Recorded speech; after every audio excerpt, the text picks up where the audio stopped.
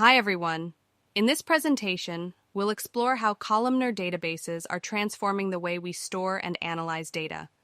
We'll look at how they differ from traditional systems, why they're faster, and where they're being used today. Let's begin by looking at traditional row-oriented databases.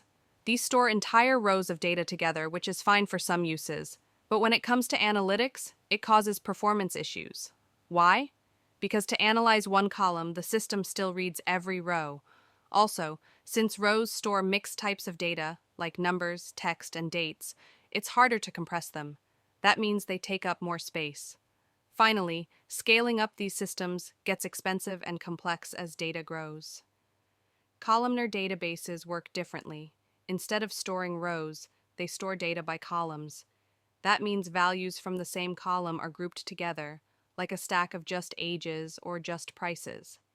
This structure is perfect for analytical workloads, also called OLAP, because it allows us to read only the data we need. And since columns hold similar data types, they compress really well, saving space and speeding things up. There are some major benefits to using columnar storage. First, it makes queries faster, especially when we only need data from a few columns. Second, the compression is excellent because data is uniform, so it takes up less space and moves faster. And third, it's great for analytics. Complex queries and big aggregations are much more efficient in a columnar setup. Columnar databases are used in many industries. In finance, they help detect fraud and analyze risks quickly. In healthcare, they help researchers analyze patient data for better outcomes. And in retail, companies use them to track sales and manage inventory in real time. Here are some popular columnar databases. ClickHouse is known for real-time analytics with high speed and compression. Snowflake is a cloud-based option, great for scalable data warehousing. Apache Parquet isn't a full database, it's a format, but it's widely used. And Amazon Redshift integrates well with AWS for enterprise-level analytics. Of course, switching to a columnar system comes with some challenges. First, the data model needs to be rethought. Row-based structures don't translate directly. Also, columnar databases aren't great for lots of small, frequent updates.